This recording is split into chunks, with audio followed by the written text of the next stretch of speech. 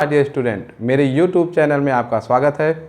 आप देख रहे हैं क्लास 12th की बायोलॉजी का चैप्टर दूसरा, मानव जनन, ह्यूमन रिप्रोडक्शन। इसके पहले वीडियो में हमने नर जनन के बारे में डिटेल में पढ़ाई कर ली और उसके सारे इम्पॉर्टेंट टॉपिक को हमने समझ लिया। आज का जो टॉपिक है वह है स्त्री जननांग, फीमेल रिप्रोडक्टिव सिस्टम के बारे में हम समझेंगे और जानेंगे किस तरह नर जननांग से ये अलग होता है, भिन्न होता है और इनमें कौन कौन से वो जननांग पाए जाते हैं जो कि सहायक होते हैं निषेचन या जनन करने में। तो देर न करते हुए हम टॉपिक शुरू करते हैं और बात करते हैं अगर इनकी भागों की। तो जो स्त्री जननांग होते हैं उनको हम दो भागों में विभाजित करते हैं। एक को कहते हैं हम प्राथमिक जननांग। प्राथमिक जननांग यानी प्राइमरी रिप्रोडक्टिव ऑर्गन। तो प्राथमिक जननांग यहाँ पे फीमेल में क्या होता है, अंडाशय, जिसको हम डिंब ग्रंथि भी कहते हैं, अंग्रेजी में कहें तो ओवरी। ये अंडाशय जो है जोड़े में पाया जाता है।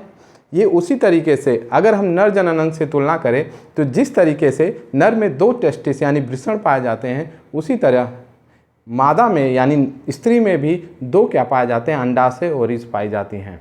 लेकिन ये क्या उदर गुहा के अंदर यानी पेल्विक रीजन में पाई जाती हैं, जबकि वृषण क्या होता है वह शरीर से बाहर एक थैली नुमा संरचना यानी स्क्रोटम में लटका होता है।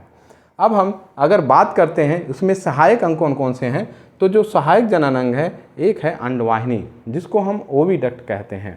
ओविडक्ट भी जोड़े में पाई जाती हैं, पेयर होती हैं। यह फिगर में आप जब देखिएगा, ये जो संरचना यहाँ से लेके यहाँ तक ये जो संरचना होती है, इसी को हम ओविडक्ट या हम अंडवाहिनी कहेंगे। इसको हम एक और नाम से भी जानते हैं, इसको हम फैलोपियन ट्यूब भी कहते हैं।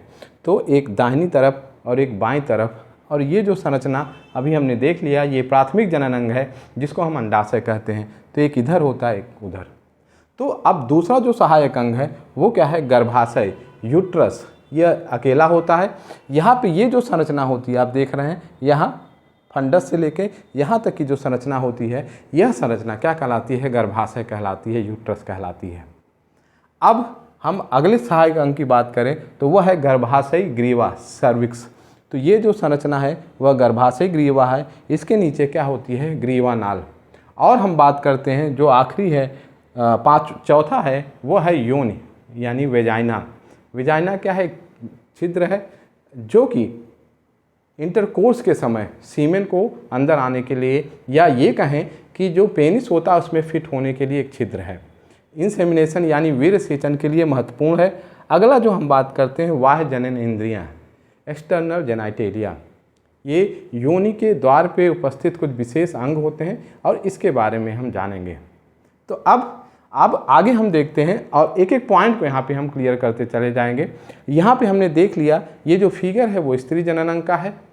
फिर से हम समझते हैं, जो प्राथमिक जननांग होता है वो अंडाशय होता है, जोड़े में पाए जाते हैं। इनमें कुछ सहायक अंग भी होते हैं, जैसे कि अंडवाहिनी जिसको हम ओविडक्ट कहते हैं, यह जोड़े में पाई जाती है। साथ में इसके अंडवाहिनी से जुड़ा हुआ भाग ये गर्भाशय होता है, यह अकेला होता है। और गर्भाशय के नीचे ही क्या होती है, ये गर्भाशय ग्रीवा नाल होती है या गर्भाशय ग्रीवा होती है। और लास्ट में योनि होती है और योनि के बाहर बाह्य जनन इंद्रिय पाई जाती हैं। अगर हम बिंदु की बात करें तो स्त्री जननांग पेल्विक क्षेत्र में स्थित होते हैं। पेल्विक गर्डल एक हड्डी होती है जिसको हम क्या कहते हैं, श्रोण मेखला। ये फिगर जो आप देख रहे हैं यही वो श्रोण मेखला हड्डी है और इसी के अंदर ही यानी इस पेल्विक क्षेत्र में ही फीमेल रिप्रोडक्टिव ऑर्गन सुरक्षित रहते हैं। अगले बिंदु पे आते हैं कि स्त्री जनन तंत्र एक जोड़ी स्तन ग्रंथियों, जिसको हम मेमरी ग्लैंड कहते हैं, के साथ संरचनात्मक व क्रियात्मक रूप से संयोजित रहता है। अब यहाँ बात हो रही है फीमेल रिप्रोडक्टिव ऑर्गन की, साथ में बात हो रही है मेमरी ग्लैंड की। मेमरी ग्लैंड स्तनधारियों का एक महत्वपूर्ण लक्षण है। इसमें क्या होता है, मिल्क प्रोड्यूस होता है जो कि शिशु यानी बच्चे के लिए ज़रूरी होता है, पोषण के लिए। अब होता क्या है कि स्त्री जब वह बच्ची होती है तो उसमें स्तन का विकास नहीं होता, लेकिन जैसे जैसे वो प्यूबर्टी एज में आती है तो उसमें अंडाशय के द्वारा कुछ विशेष हार्मोन्स निकलते हैं, जैसे एस्ट्रोजन और प्रोजेस्टेरॉन। ये हार्मोन्स क्या करते हैं, उस लड़की के अंदर स्तन का विकास करते हैं, और जब स्तन ब्रेस्ट बन जाता है तो प्रेगनेंसी के दौरान ऐसी प्रक्रियाएं होती हैं कि जब बच्चा पैदा होता है तो उस स्तन ग्रंथियों से मिल्क प्रोड्यूस होता है, यानी दूध निकलता है। तो यह स्तन ग्रंथि का जो जनन अंग है उसके साथ रचनात्मक और क्रियात्मक जुड़ाव है, संयोग है। ये बात आप समझ चुके होंगे। अब हम अगले बिंदु पे आते हैं और प्राथमिक जनन अंग को हम पढ़ेंगे, अंडाशय, जिसको हम डिंब ग्रंथि भी कहते हैं, ओवरी कहते हैं। यह जोड़ी में पाई जाती है। इस फिगर में हमने देख लिया कि अंडाशय किस में पाए जाते हैं, जोड़े में पाए जाते हैं। अगले बिंदु पे आते हैं, यह प्राथमिक जनन अंग है क्योंकि स्त्री युग्मक, जिसको हम ओवम या अंडाणु कहते हैं, का निर्माण यहीं पे होता है। ये बड़ी महत्वपूर्ण बात है कि जो अंडाणु यानी ओवम, जिसको हम मादा युग्मक कहेंगे, फीमेल गैमीट कहते हैं, उनका निर्माण कहाँ पे होता है, इस ओवरी यानी अंडाशय में होता है। अब आपको भी पता है कि अगर युग्मक बनता है तो उसमें एक विशेष प्रकार का विभाजन होता है, जिसको हम अर्धसूत्री विभाजन या मियोसिस कहते हैं। अर्धसूत्री विभाजन से ही क्या बनते हैं, आगे चल के अंडाणुओं का निर्माण होता है। ये एक जटिल प्रक्रिया है जिसको oogenesis या अंड जनन कहते हैं। जो oogenesis होता है, यह उसमें किस तरीके से अंडाणु का निर्माण होता है, इसको हम आगे वीडियो में डिटेल में समझेंगे।